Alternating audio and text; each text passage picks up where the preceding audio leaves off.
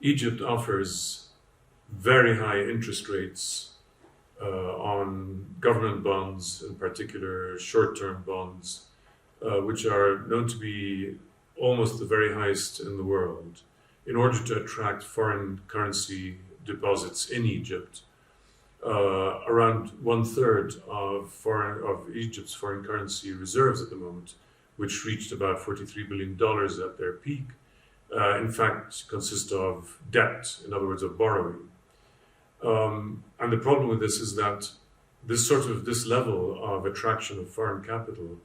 is not backed by economic productivity. Productivity in Egypt is low. Private domestic investment and foreign direct investment in Egypt overall is low and has been declining over the past 5 years. And so what we see is a phenomenon of basically cash coming into the country, chasing high interest rates, which is exactly how the Lebanese financial model has worked for years under its central bank governor, Riyad Salami.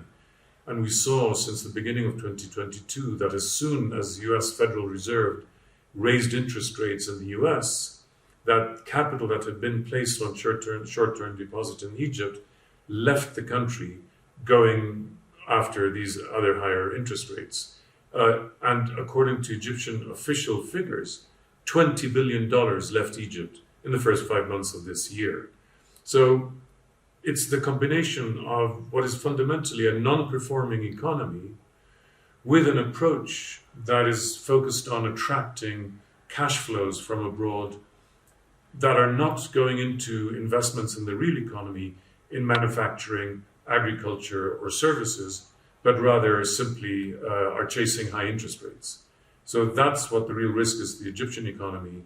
And the fact that government officials now admit that they've made a mistake and that they're not going to do this anymore, which they've said in the past, of course, shows that there is some recognition that this is a risky policy to take.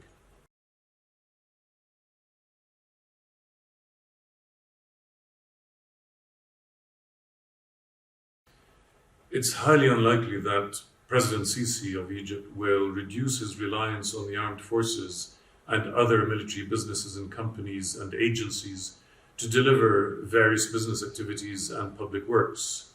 partly because the armed forces are highly dependable politically and form the key partner within the ruling coalition of state agencies in Egypt, but also because Sisi believes with fair justification that civilian ministries and general economic authorities and other civilian agencies of the government aren't capable of delivering the kind of return he needs or seeks on investment, on public works projects, on implementation timetables, and so on. Now, the point here really that we need to pay attention to is, of course, that the real fault lies not in the military's performance or in the projects it delivers, because at the end of the day it delivers housing and infrastructure projects that in and of themselves are useful for the economy or for things like social housing, and therefore they're a positive contribution to the economy as a whole. But the problem is the priorities that are placed, the timetable that's placed for these projects. All of this fits within an overall investment strategy that is basically led by Sisi, who doesn't really have real economic understanding of how the market works. And therefore there's a very high premium placed, especially on the creation of prime real estate through the construction of a growing number of so-called smart cities, which are aimed at upper middle class customers in Egypt and in some cases abroad, to invest in luxury apartments, in luxury gated compounds, the bet being that this will generate enough return on the investment. But in fact, what it's done is to drive Egyptian debt, where the total of external and domestic debt has grown by 400% in the 8 years since Sisi became president. And this clearly has taken Egypt to a point where now it faces potentially a financial meltdown.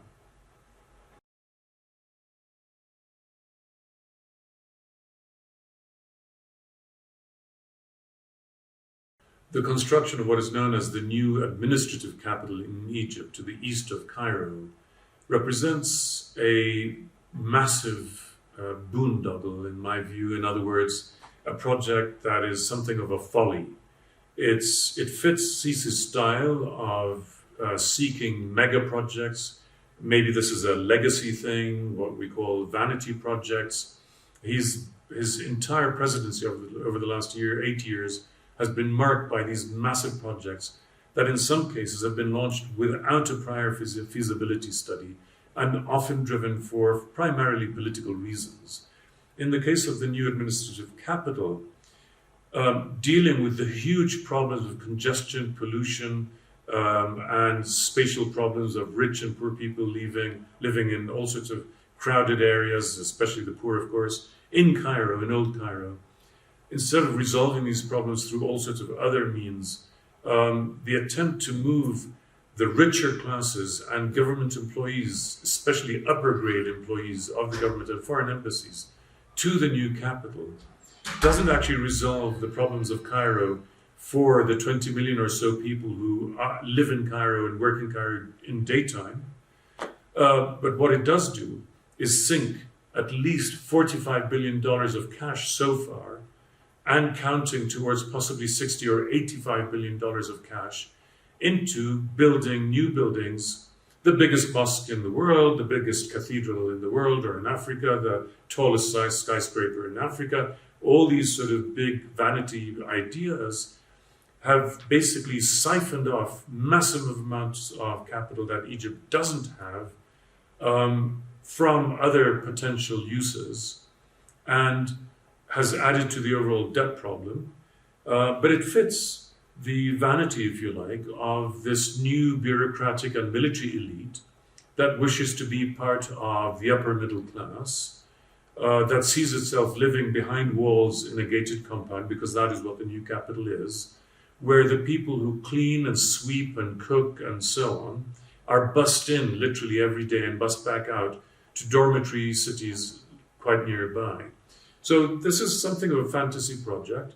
which does not meet the real needs of Old Cairo, and it doesn't meet the real needs of society, and maybe one of the things that finally sinks this regime economically because of the vast diversion of resources that is involved.